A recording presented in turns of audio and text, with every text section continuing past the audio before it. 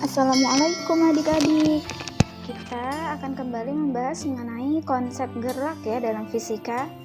Sebelum kakak membahas mengenai GLB dan GLBB, kakak ingin kenalkan nih kalau di fisika itu ada yang namanya mekanika, yakni cabang ilmu yang membahas mengenai konsep gerak. Kemudian dikategorikan lagi menjadi dua. Yang pertama dinamika, yang membahas mengapa benda bergerak. Kalau kinematika membahas bagaimana benda bergerak. Nah, setiap benda yang bergerak tentunya akan membentuk suatu lintasan tertentu dong. Seperti apa aja sih lintasan yang dibentuk oleh gerak benda? Nah, di gambar pertama ini coba lihat.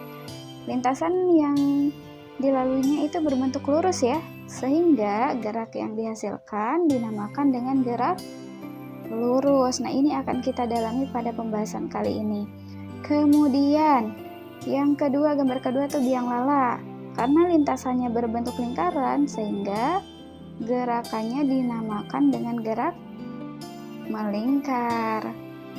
Nah, kemudian contoh yang ketiga nih familiar banget sama anak cowok yang biasanya main futsal atau main bola. Ketika menendang bola menuju arah gawang, maka akan terbentuk lintasan setengah lingkaran. Lintasan tersebut dinamakan lintasan parabola, sehingga gerakannya dinamakan dengan gerakan parabola ya, tepat sekali. Nah, oke, kita akan bahas lebih detail lagi mengenai konsep gerak lurus di fisika.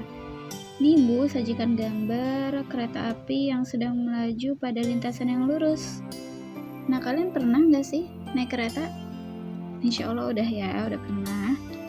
Nah, biasanya sebagian besar bentuk lintasan rel kereta api itu lurus ya, belokan cuma ada dikit-dikit lah. Nah, ketika kereta api sudah melaju selama beberapa menit dari stasiun, biasanya masinis mengondisikan kecepatan kereta menjadi konstan atau tetap, atau sinonimnya lagi stabil. Jadi kecepatannya nggak berubah-berubah gitu, konstan, tetap, atau stabil. Nah, di dalam fisika disebut apakah sih gerak kereta api pada lintasan rel yang lurus dengan kecepatan yang stabil? Dinamakan dengan apa coba? Ayo, ada yang tahu? Oke, untuk dapat menjawab pertanyaan ini, maka simak video pembelajaran ini dengan baik ya. Kita mulai dari definisi gerak lurus beraturan yang biasa disingkat dengan GLB. Nah, dari segi definisi, gerak lurus beraturan itu terbentuk dari 3 kata dasar ya. Apa aja coba ya sebutkan? Iya, gerak lurus terdiri dari 3 kata dasar. Gerak lurus beraturan, berarti ada 3 kata dasar tuh. Yang pertama kata gerak, yang kedua kata lurus, dan ketiga adalah kata teratur. Oleh karena itu, dari 3 kata dasar tadi, kita bisa membuat suatu definisi. Definisinya kita urai satu-satu ya. Definisi gerak kemarin udah pernah belajar tuh.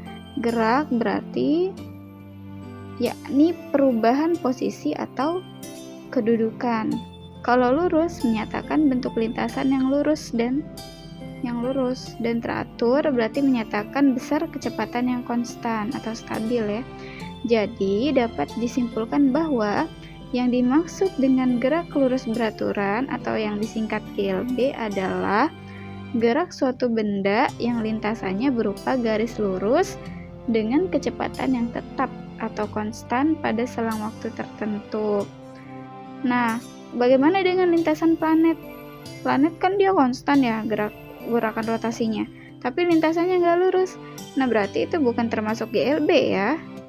Bukan termasuk GLB. Kenapa bukan termasuk? Karena lintasannya tidak lurus. Jadi kata kunci dari GLB itu adalah lintasannya harus lurus, gerakannya harus konstan. Terus kita lanjut. Dari definisi tadi, yang dimaksud dengan kecepatan yang tetap adalah benda menempuh jarak yang sama untuk selang waktu yang sama. Misalkan nih, ada mobil. Dia bergerak dengan kecepatan 60 km per jam. Nah, artinya kan Setiap 1 jam, mobil menempuh jarak 60 km. Berarti tiap setengah jam, mobil menempuh jarak setengahnya dong. Berapa setengahnya? 30 km. Atau tiap 1 menit, mobil menempuh jarak 1 km. Begitu. Paham nggak yang dimaksud dengan kecepatan yang tetap? Paham ya? Jadi dia kecepatannya tidak berubah-berubah, tetap konstan aja. Nah, tapi kan pada realitasnya di kehidupan, benda yang melakukan gerak lurus beraturan itu sangat sulit ditemukan. Kenapa? Kalian misalkan aja lagi naik kendaraan di jalan, mana mungkin kecepatannya stabil terus, enggak kan ya? Kalau lagi nyalip agak dikebutin dikit. Terus kalau ada tanjakan, itu pasti dirubah kecepatannya. Kalau ada turunan, dirubah juga kecepatannya kan? Terus kalau ketemu lampu merah, yang tadinya berjalan otomatis harus berhenti, kecepatannya diperlambat kan? Ya kayak gitu. Jadi kalau kondisi di realitasnya di kehidupan itu sulit banget nemuin benda yang melakukan gerak lurus beraturan. Paling cuma beberapa waktu saja gitu kisarannya, nggak selalu GLB gitu. Pasti nanti ada perubahan-perubahan kecepatan. Nah itu bakal dibahas di GLBB, gerak lurus berubah beraturan. Tapi ini kita fokus dulu di gerak lurus. Berarti si gerak lurus beraturan ini punya ciri-ciri dong. Ciri-cirinya itu ada 3 ya. Yang pertama, lintasannya berbentuk garis lurus. Yang kedua, kecepatan bendanya tetap, atau kecepatan dalam fisika kan simbolnya atau notasinya itu V ya. V sama dengan konstan. Kemudian kalau kecepatannya konstan, ada percepatan nggak? Ya nggak ada. Berarti ciri yang ketiga itu percepatan benda 0, atau simbol dari percepatan itu A kecil ya. Percepatan benda sama dengan 0, berarti A kecil sama dengan 0. Oke, Ibu lanjutkan ya. Kemudian kita bisa mengamati bahwasanya kecepatan benda yang bergerak lurus beraturan akan bernilai sama dengan kelajuannya jika panjang lintasan atau jarak sama dengan besar perpindahan. Besar perpindahan benda tersebut, jadi jarak sama perpindahannya sama. Mungkin dia linear ya, si jaraknya itu jadi sama. Terus, namun jika jarak tempuh tidak sama dengan perpindahan benda, maka besar kecepatan benda lebih kecil dari kelajuannya. Ini masuk logika banget sih.